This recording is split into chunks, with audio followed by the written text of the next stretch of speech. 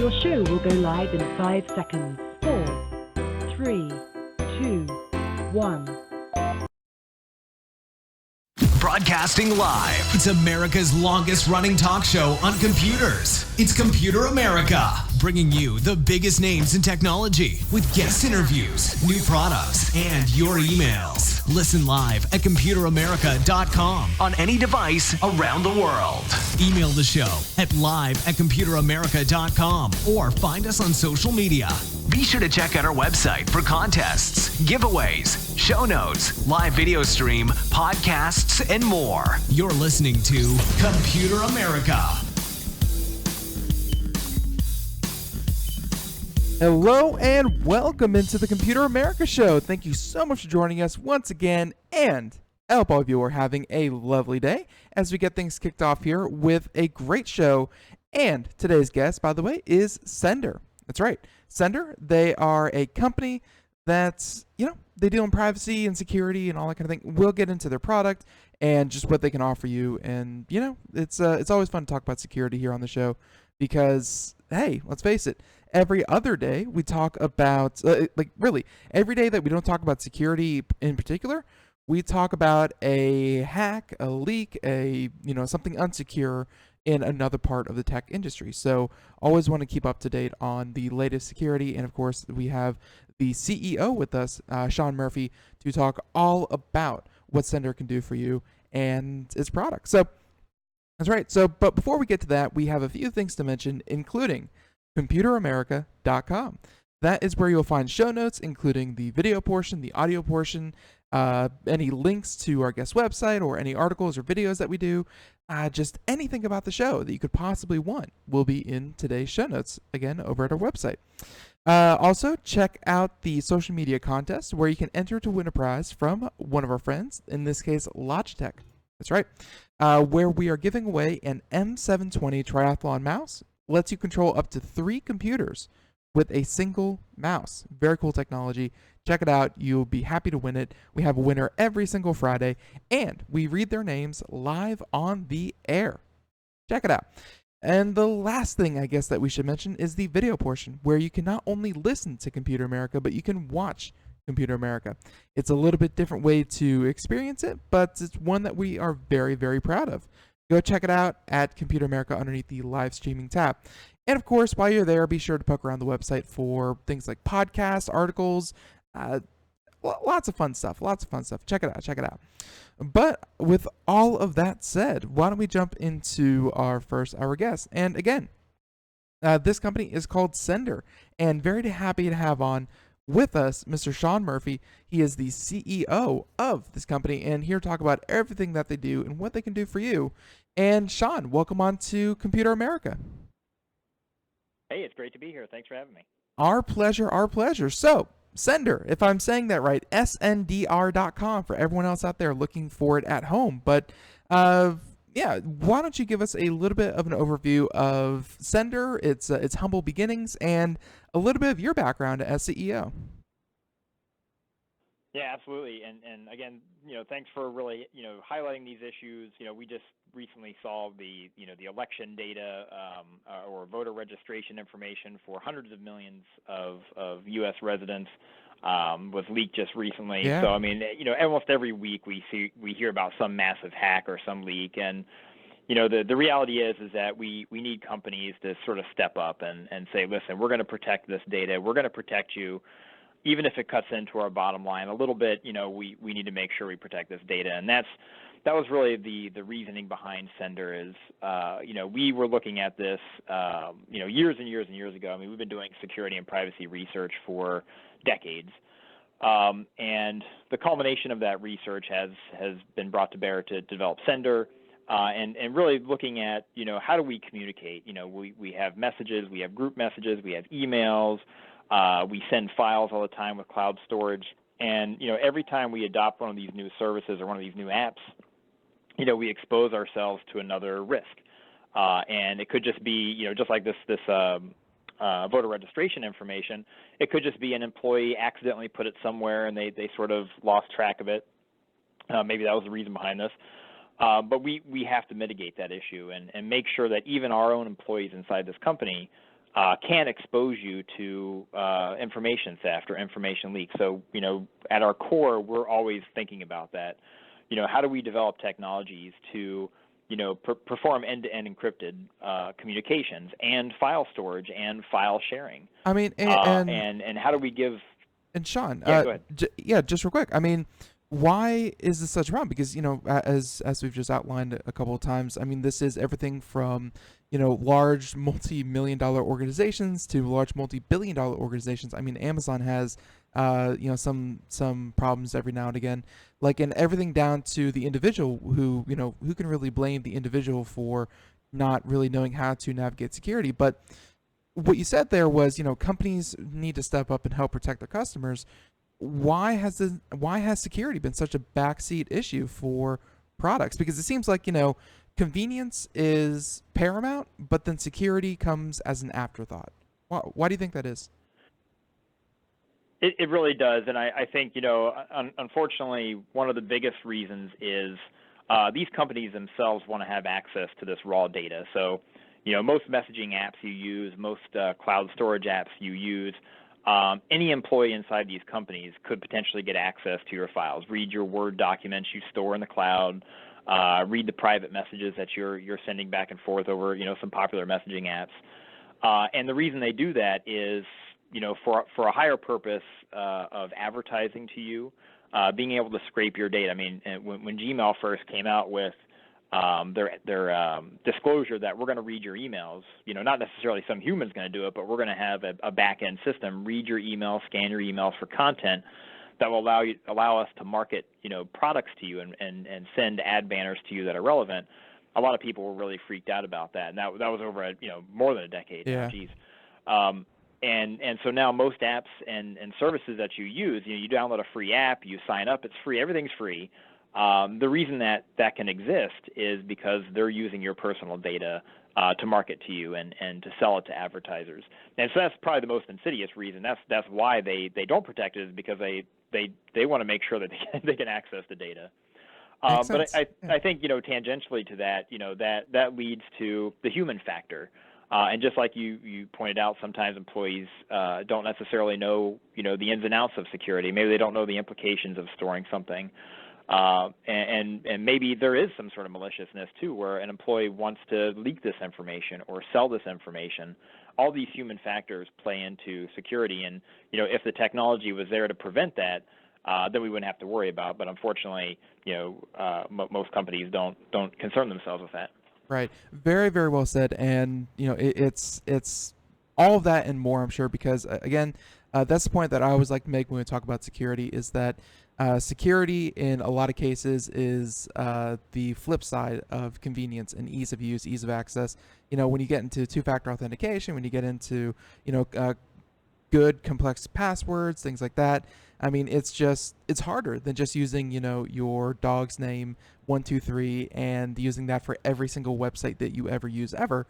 I mean, it's, security in a lot of cases takes active monitoring and it takes work to be secure in these kinds of scenarios. So I think we covered, kind of why we hear about these hacks, but just like again, the most recent one, obviously it came out like 2 days ago, was the RNC and all the voter registration hacking. But I mean, even beyond that, I mean, we had a whole millions of government employees who were compromised and all of their data was lost. We have things like credit card companies getting hacked. Who is kind of going after? Like, is someone actively going after this data? Is it someone who's, or is it people just looking to just find information for information's sake? Who's doing these hacks? Who's actively, looking for this?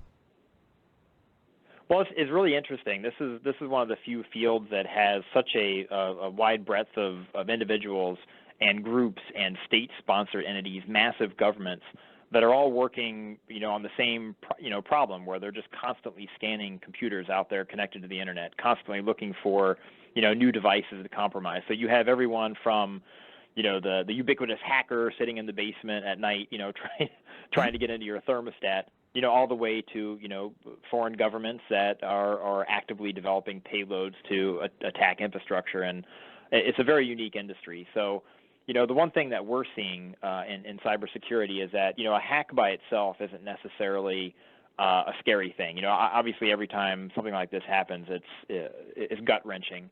But maybe some information is leaked that maybe most people don't think is that important. Like, oh, so what if they got into that, bulletin board or web system that I used?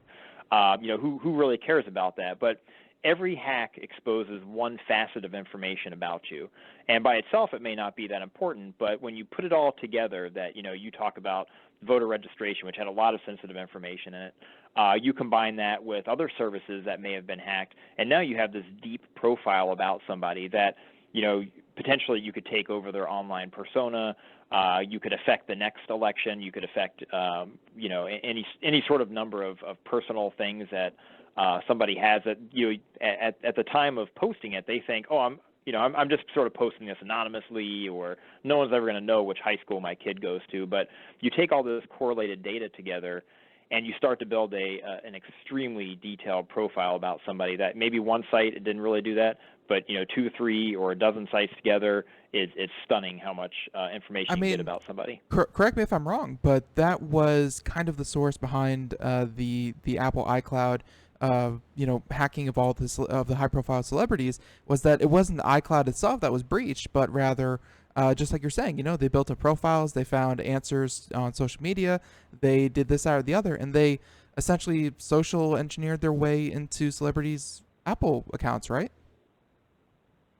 And yeah, I mean, that's absolutely the most modern threat to this profiling issue, is that, these security questions are easily defeated, once you have a profile about somebody. Their first, their pet's name, the first pet they had, probably someone posted a picture of their cat or, with their name on social media somewhere. Best friend in high school, well, even if you don't use a social media account, your friend may have and posted your picture. So, yeah, I mean, those security questions, which we thought were, decades ago, we thought that was genius, that, no longer do you have to worry about huge complex passwords.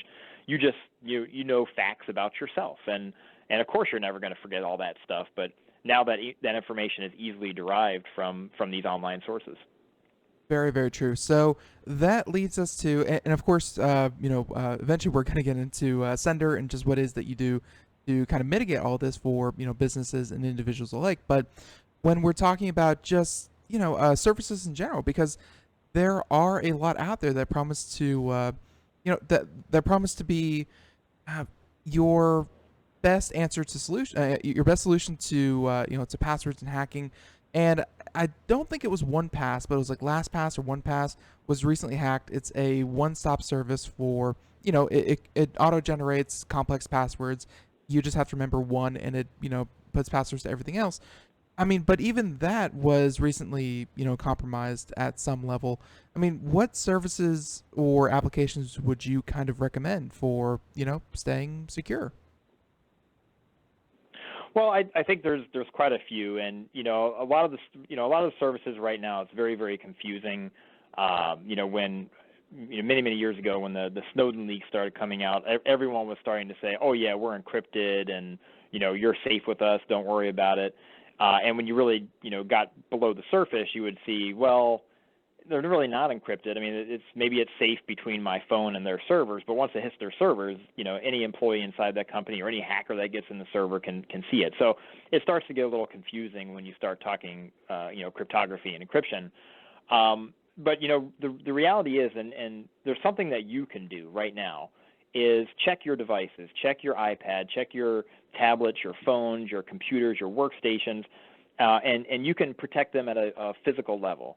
So you can actually say, I want my device to be encrypted, and Windows, and Mac, iOS, Android, they can all do it. It's usually something you have to specify you want that device to be encrypted. And kind of working, this is something that you can do. You don't have to really go and do research. Is this, system secure? Is this app secure? Right.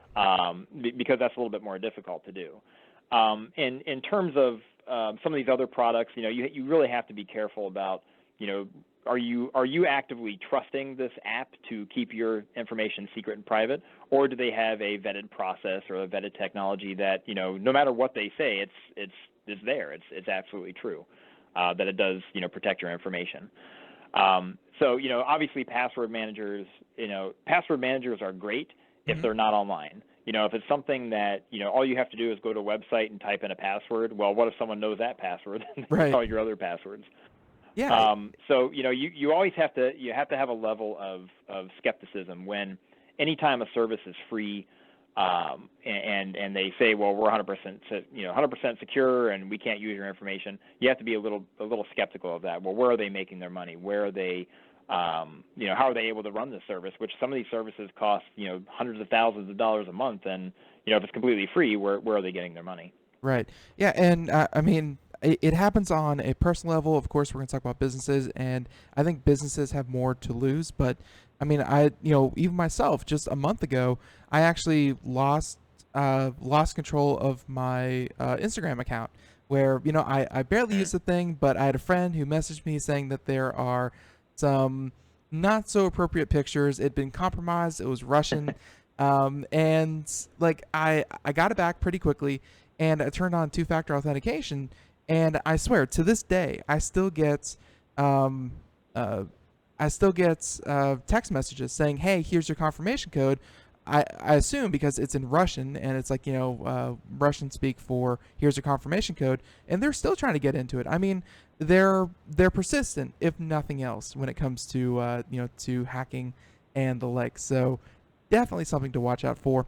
And I mean, but we've also seen other apps. I believe WhatsApp is probably the most used on the personal level.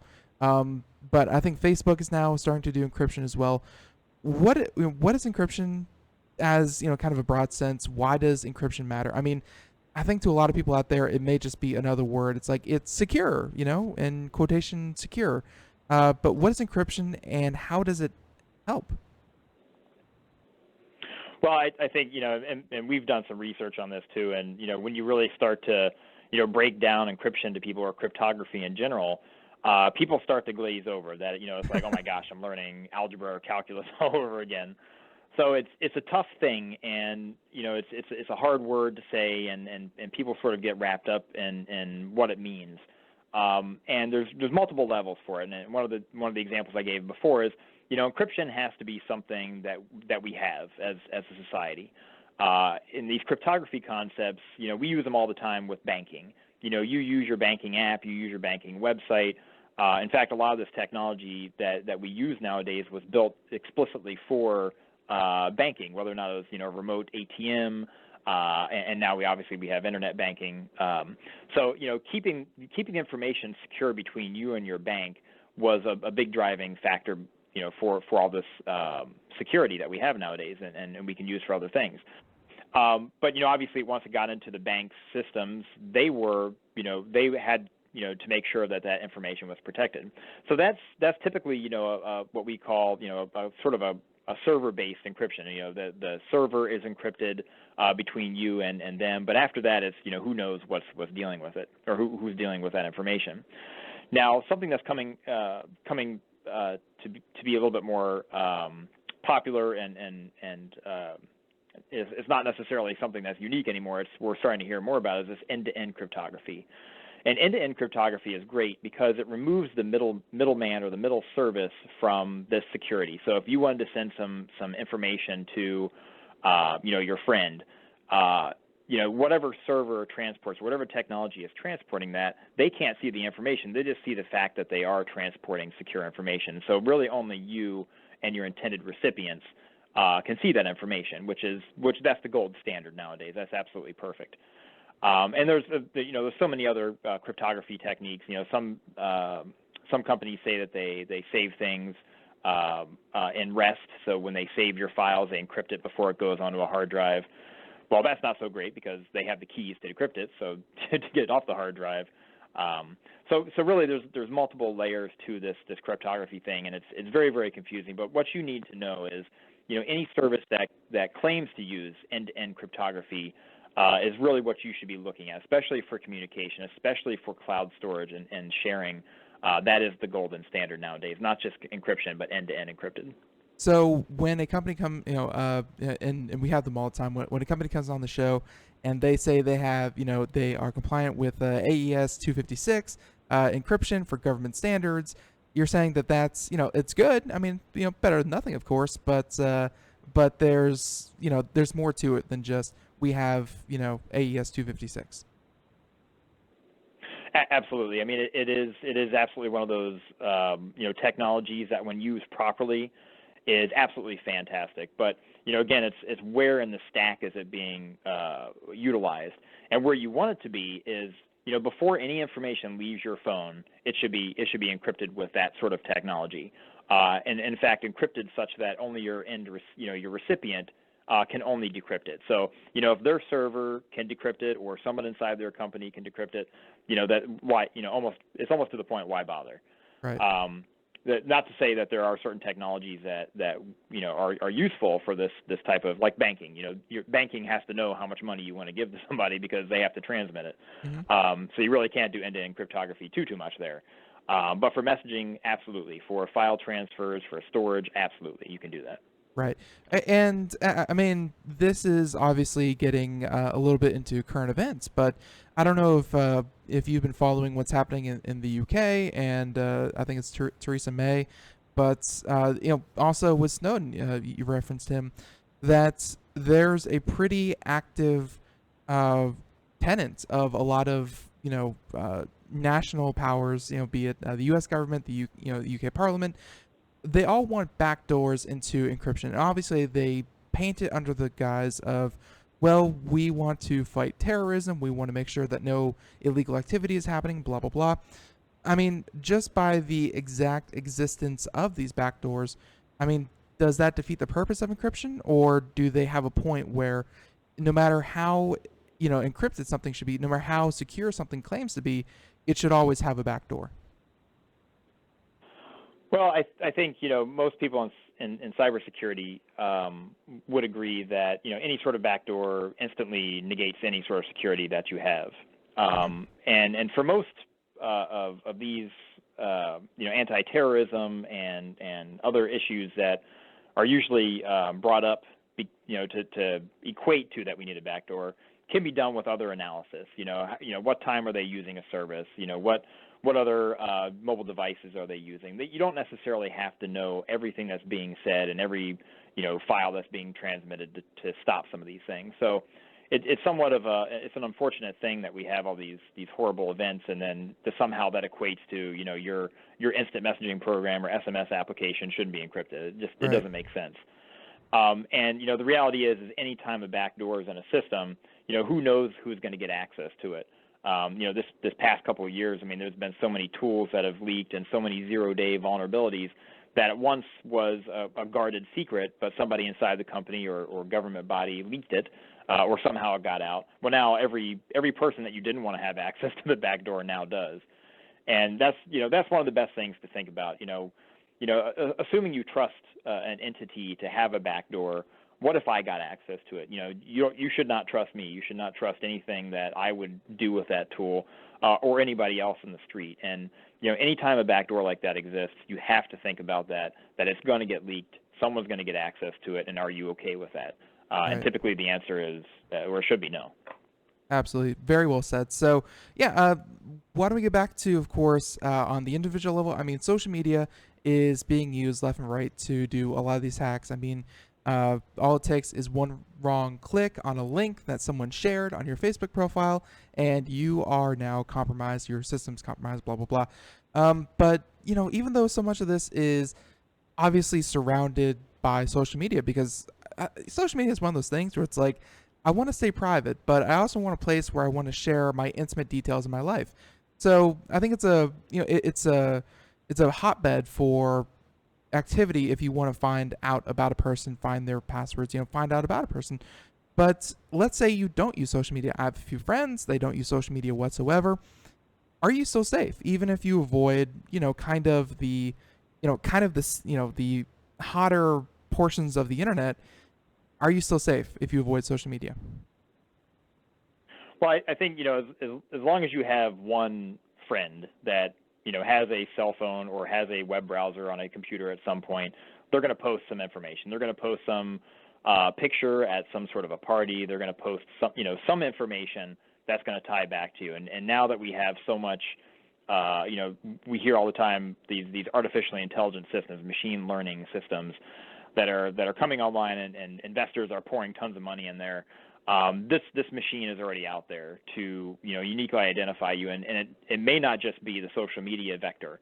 It could be government databases they've gotten access to. It could be leaked information they have access to. So whether or not you like it, your information is out there, and it's part of an intelligence gathering system that could be completely autonomous. And so any little bit of information that goes out there, it's going to be part of this big machine. And that's why I say, companies, organizations have to step up and stop this. Stop this wave of just massive information that's being, we call it feeding the dragon, that, you're putting so much information out there. Maybe you as a person is doing that, but as companies gather this information, whether or not it's, we hear all the time about these mugshot websites that, someone gets arrested and all of a sudden, there's the picture is spanned across millions of servers and it looks like you're guilty forever. That's just huge information that's being published out there. And so, yeah, I mean, even though you personally are not, actively doing this, anyone that's around you could be doing it, and it does uniquely tie back to you. In your opinion, does this constitute a lack of public awareness, and I for some reason I want to use like digital hygiene, like the way to stay clean on the web. I mean, does this account to some kind of gap in public, kind of knowledge of what's happening, what's available, and what's possible versus what you should be doing? Like, are there better practices that you can do to solve these problems, or is this fundamentally, as you said a couple times, with the services that people interact with? Well, I think there's been a large shift of what we consider to be, a customer. The decade ago, Amazon considered you to be a customer because you bought books from their website or products from their website. Now they have analytics to sell. What you're browsing. How long have you been looking at a product? Where was your mouse hovering over when you clicked on things? And so we're starting to get away, and most services that we now know of in our modern times are free. They're absolutely free. That you go to a website or you download an app, it's free. And like we discussed, I mean, the reason that is because they're basically an intelligence gathering system for advertising or other purposes. And really, when you start to think about that, consumers have been trained to look at the free, look at the the shiny thing, and expect that. And at that point, can we say there's anything wrong with that? The consumers are doing anything wrong? No, but I certainly think the awareness is something that needs to be there. That when you use these free products, we always say in cybersecurity and just technology in general that if you're not paying for something, you're the product being sold. Right. And it's an old saying, but it's very, very true. That just think about that. When you're using a service with your friends, your family, are you okay with that? Are you okay with someone spying on your information, looking at your information, selling it to whoever it might be? If you travel overseas, maybe you'll see your face on a billboard because they sold your picture. All these things are not something that may affect you right now, but years to come. That information is not going away. Facebook servers are not going to be turned off anytime soon. Right. And, certainly that information is going to be around forever, at least in your lifetime. Yeah. And is that something you're comfortable with? And if not, then we need to, as a society, we need to start thinking about that. But I think it's more than we can't blame customers and consumers from using something that's free and amazing and all their friends use. There's certainly nothing we can say bad about that. What we can do though is ask these questions and get people thinking about, well, shoot, should there be a better way? Is there something that I'm willing to pay for or kick in a couple pennies here and there to make a better product and to make it a better solution so that we can stop these big data breaches and stop these massive leaks? And I think that is, I don't know if you meant to do that, but I think that's a great way to kind of segue into, of course, why you're here, Sender. And yeah, it's actually, Shaun, we spent the first half hour just kind of scaring the pants off of people. That's a lot of fun. But if you wouldn't mind staying a little bit over, and we'll start to get into, your product, Sender, what it does, and how it can really kind of stop all of this. Would you mind staying over? Absolutely. Perfect. All right, so everyone out there, music means we have to take a break. We'll be right back with more Computer America, more Shaun Murphy, CEO of SNDR, and we're going to finally get into, well, how you can solve and make sure that you are not a victim of, all these horrible, horrible things that happen. But we'll be right back, more Computer America, just after this. We are all Brother Wolf. 10 years ago, a group of locals banded together to create positive change. We took animals into our homes, held adoption events at local retailers, and talked to the community about our mission to help build a no-kill Asheville. A decade later, we have achieved so many victories for animals in need. There's been so much progress, yet there's still so much to do. As part of our year-long celebration, we encourage you to become a member of our special Compassionate Circle program. With a monthly donation of $10 or more, you will have behind-the-scenes access to the work we are doing at Brother Wolf. Our goal is to reach 1,000 members because we receive no government funding. Working together, we can help build and sustain no-kill communities. Learn more at compassionatecircle.bwar.org. We are a 501c3 tax-deductible organization.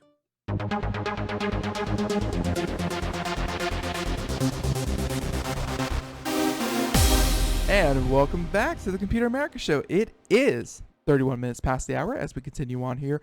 And, of course, we are continuing on with Shaun Murphy, CEO of SNDR.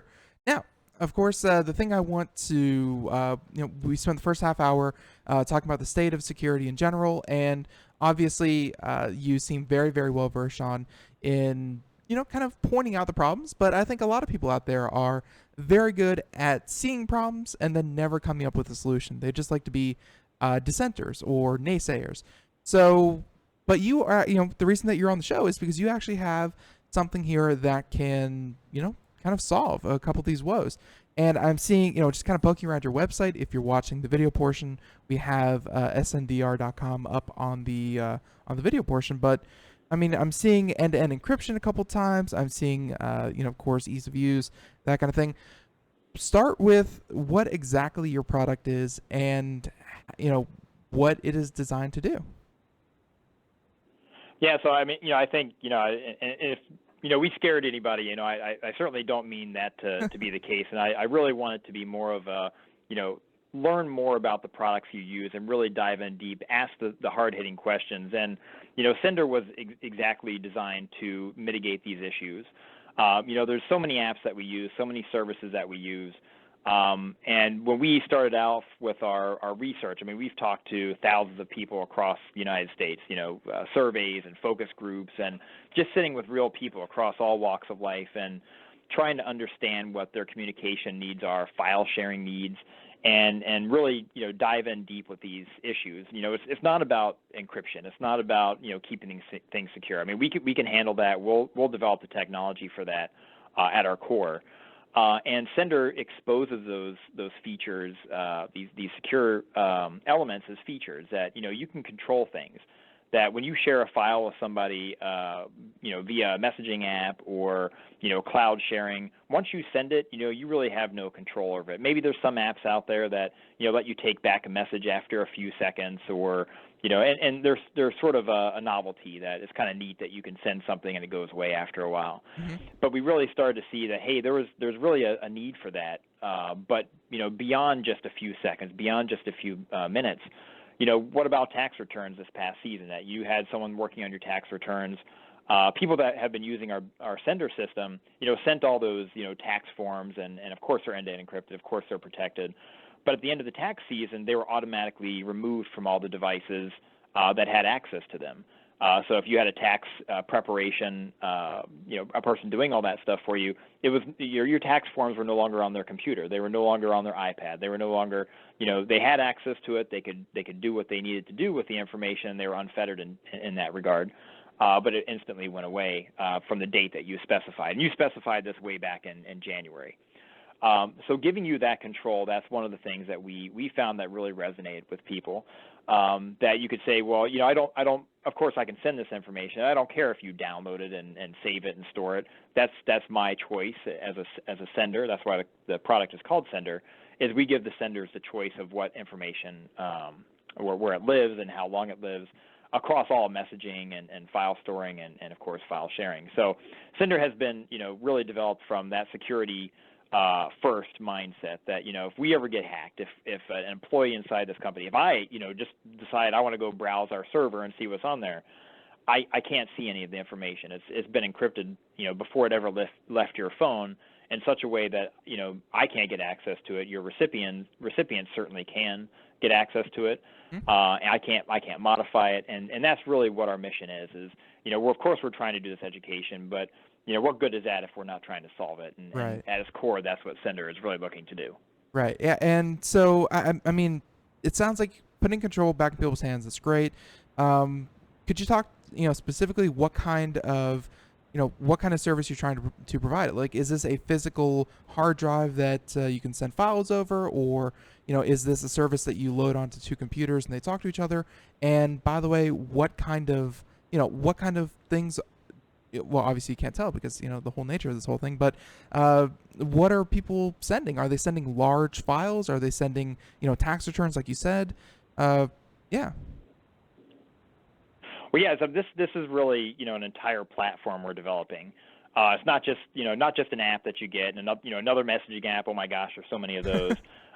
This is a complete platform. So if you want to be storing multiple terabytes of files and sending multiple terabytes of files, our system can do that. If you want to send somebody a tweet, a secure tweet, end-to-end encrypted tweet with a 5 terabyte file, our system can do that. It's ridiculous to say that, but we've really built this to be very, very flexible depending on how people want to use it. We do have hardware elements to it. They're completely optional. People that have very, very slow upload speeds on their internet, we've developed a little device that acts as a cache between you and the rest of the internet. And so this little device is completely optional with Sender, but it makes the experience so much better and more secure that you have this protection constantly going on. But the reality is, the Sender is consumed as an app that you'll get it via the mobile interface stores that you're familiar with, the App Store, Google Play Store, Windows and Mac. We have builds for that as well. So it's on all your devices. You don't have to worry about, well, I have this, obviously I use an iPad. I talk about it all the time. But, when I get work done, I use a Linux machine or I use a Windows machine. And so I can't use iMessage. I can't use some of these technologies that, that are out there and that we know are somewhat safe. Sender has none of those problems. We're on pretty much everything.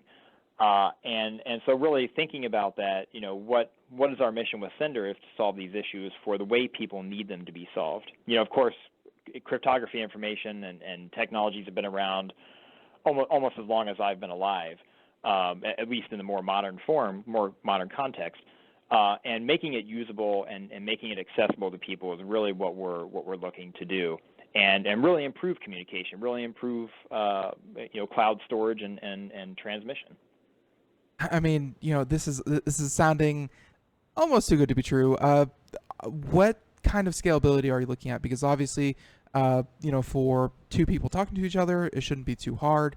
But when you're looking at a corporation of maybe 100 employees, 500 employees that all have to switch over to something more secure, what is the scalability of Sender?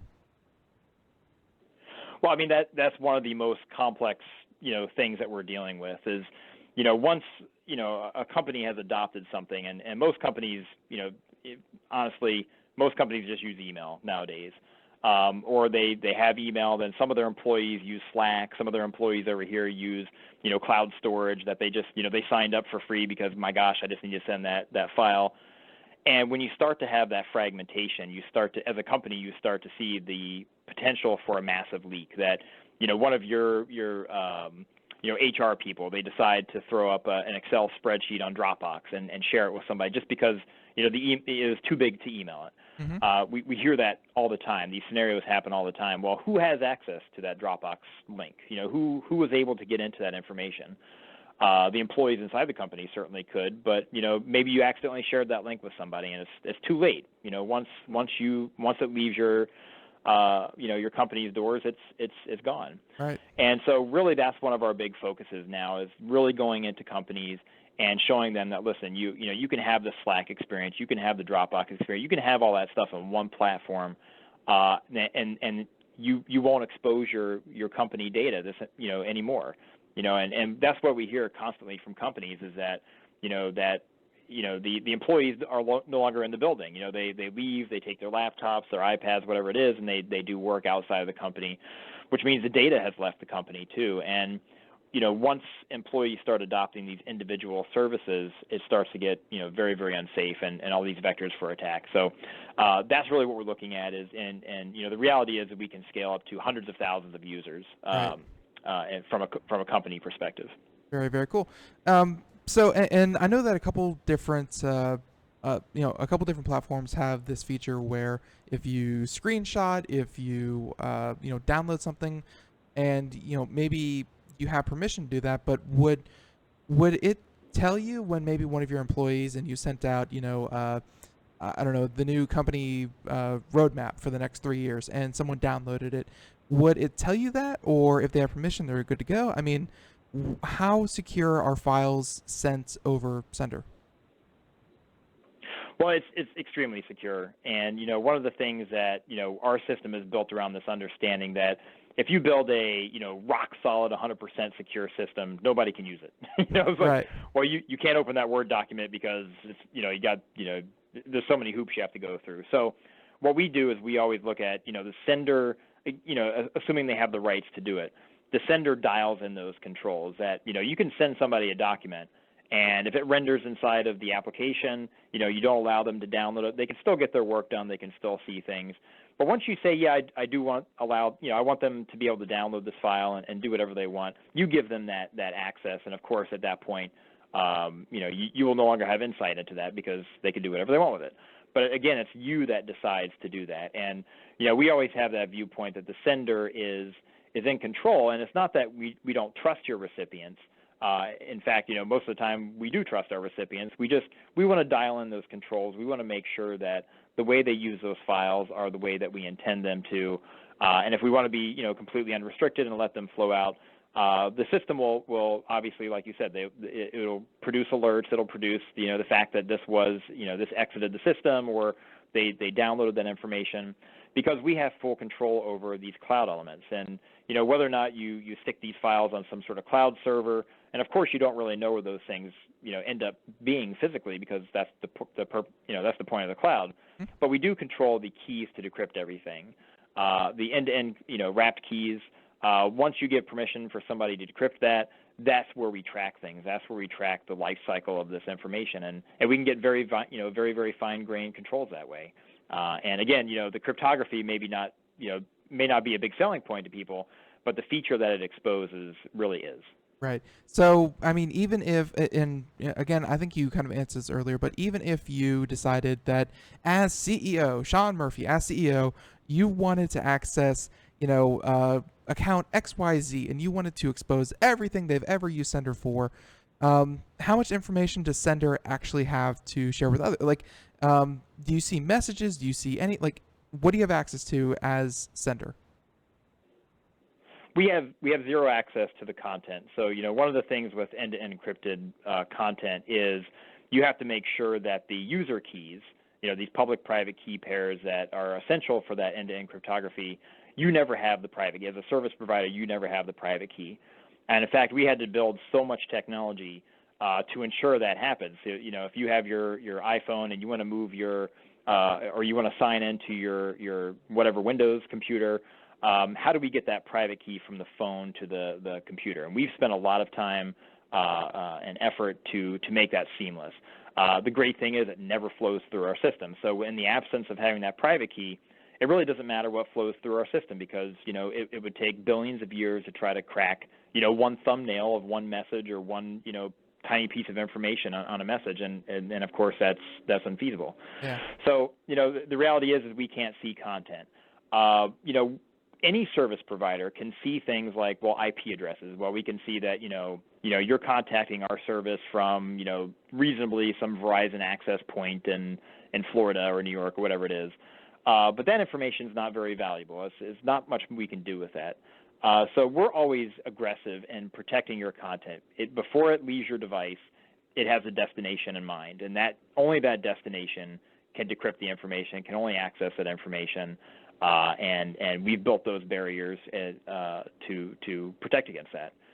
So whether or not it's me or someone who hacks into our system, all they can see is this what we call ciphertext or protected data. They can't manipulate it, or you would get notification of that as well. And it turns out it's very, very secure. Very, very nice. So I think that just leaves us with, of course, what platforms is this available on? I mean, PC, smartphone, blah, blah, blah. You mentioned you had your own hardware. And how much does it cost? Yeah, so right now, Sender, you can sign up for early access. Like I said, we're prototyping this with many, many early stage companies.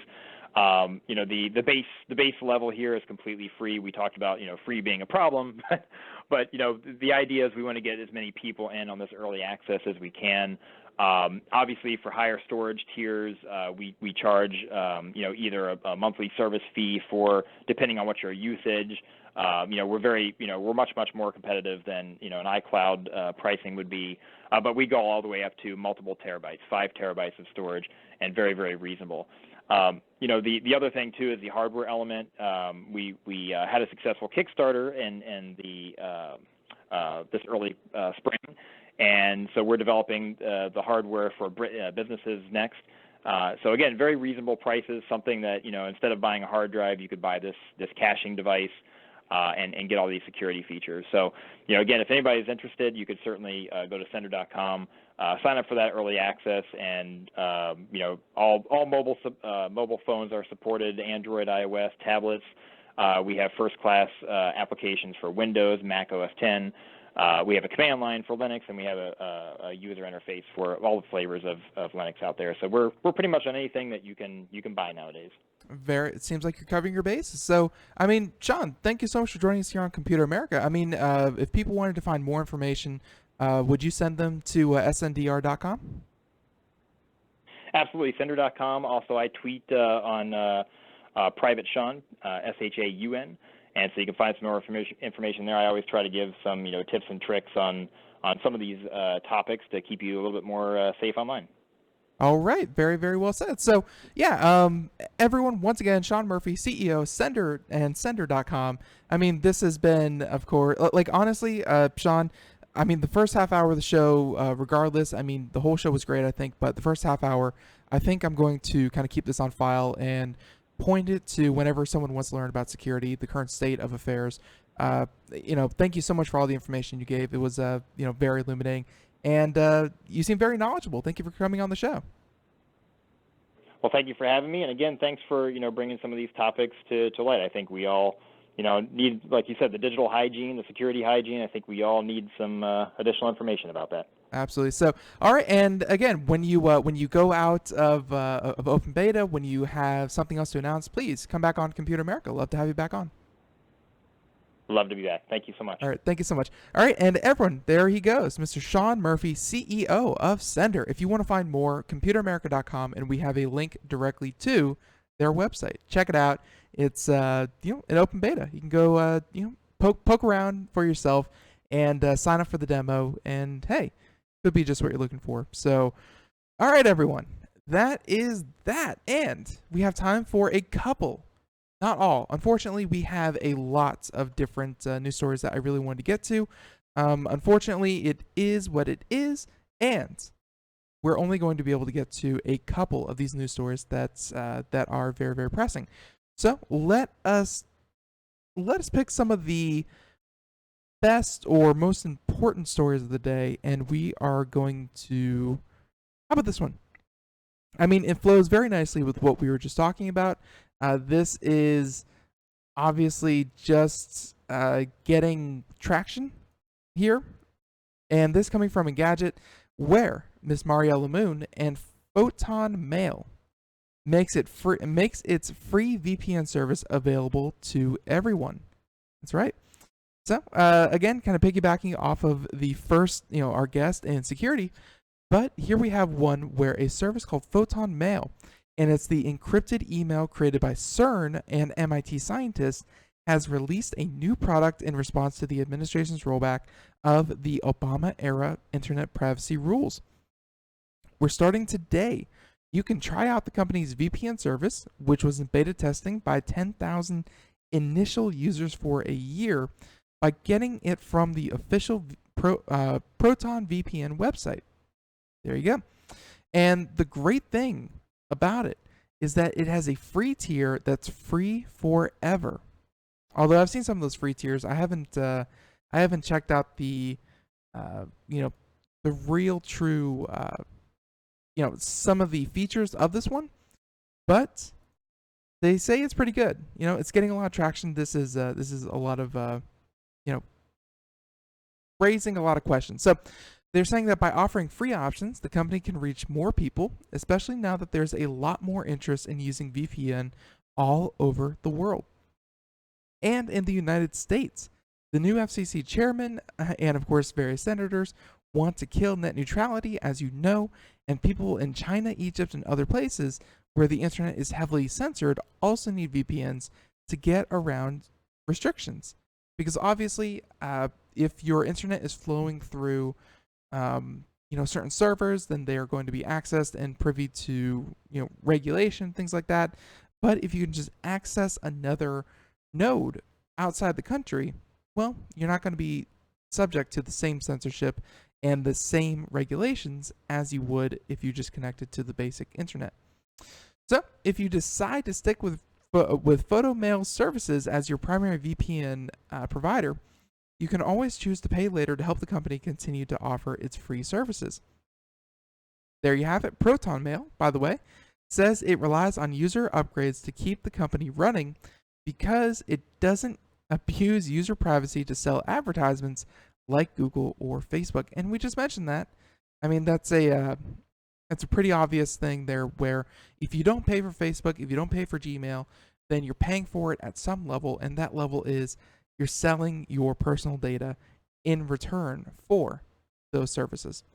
So yeah, these things have gotten very, very good marks. I mean, they are very secure.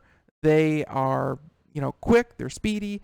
They may have a lacking of available servers. I think they only have like 7.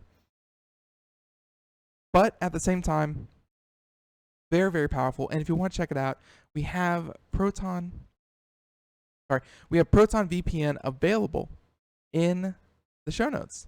So check it out. Proton VPN could be just what you're looking for. Yeah. All right. So there's that story, and I think we can squeeze in one or two more because although we're probably going to deviate from the security stuff. All right. So this was a big one. We should probably mention it. Obviously not the most pertinent to a lot of listeners out there, or most listeners out there, I would hope. But there was a Supreme Court ruling that affects a lot of people in this country. And this happens where there's a constitutional right to use social media. And that is coming from the Supreme Court, where North Carolina's law was unprecedented in the scope of First Amendment speech.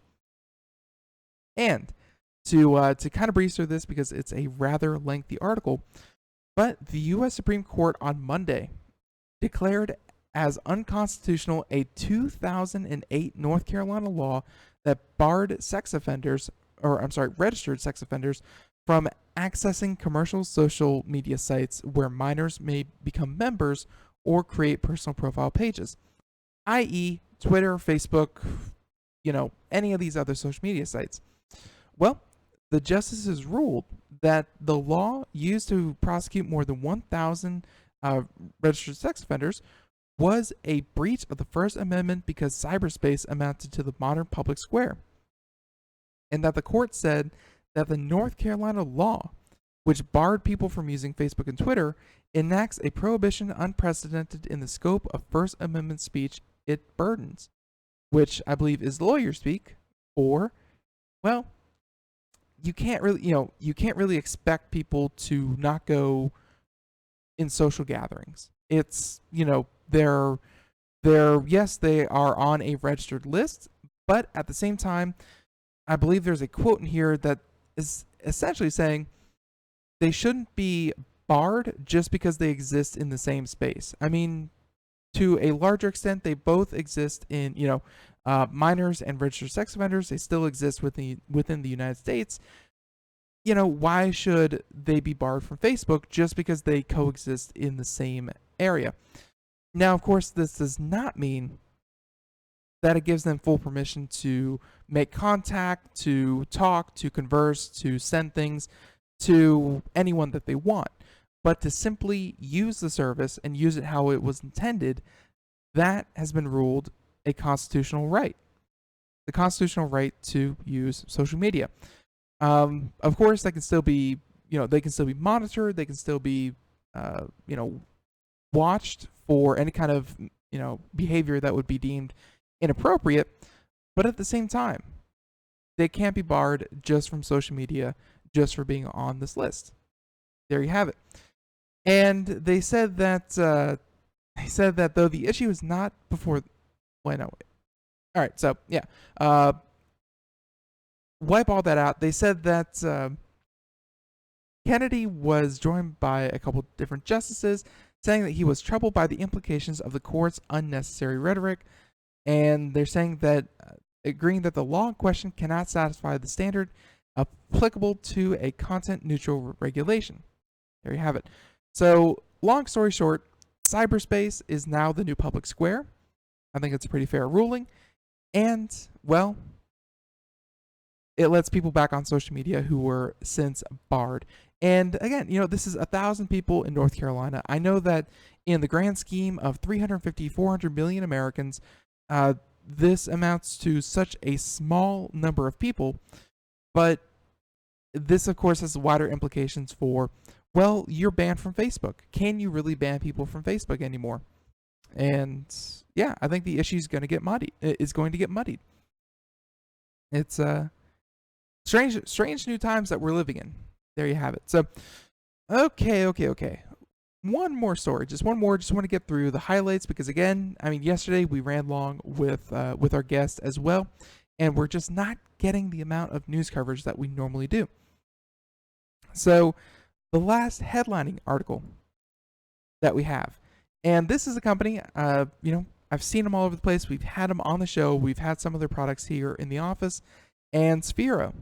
You know them. They make their flagship product was a little ball with servos and a motor that you could control with your smartphone, and it could roll around your office on the floor. It was a ball that could essentially, you could drive with a smartphone. It was a connected ball. Well, Sphero's new company wants to bring intelligent robots into your home, where Misty Robotics is a spinoff of the toy maker's advanced robotics division. And, of course, they said that, but the company has been working on grander plans, where today Sphero announced that it's spinning off its advanced robotics division into a new company, Misty Robotics, which will be focused on bringing intelligent personal robots into homes and offices. Signs of the times. They said that that you can get a glimpse, a bare sneak peek at one of its prototypes in the image above, and if you're watching the video portion, it looks like it has kind of ears and kind of humanoid. Obviously, it's going to be some kind of household robot. But they're saying that in a press release, the company said that they will be seen and treated as our friends, our teammates, and part of our families. It's basically going for the full science fiction approach, and the CEO 90 seconds. Doesn't think that the world is ready for a truly personal robot yet, but he sees his firm playing a role in getting the ball rolling. Get it? Sphero, ball rolling? Thank you. All right, so the music means that we're just out of time. I want to thank everyone for tuning into Computer America. Thank you so much for listening. And I, of course, want to thank our guest, Sender, Mr. Shaun Murphy, CEO. If you missed any part of that, please head on back to Computer America, and we have the full 60 audio seconds. and video archives of that program. So that just about does it for today. Tune in tomorrow as we have another company. We have cnctlife.com joining us. And yeah, it's about smart homes, and I think you'll really like it. Check it out. Tune in tomorrow. Everyone, have a great day. Thank you so much for tuning in. Catch you tomorrow. Bye, everyone.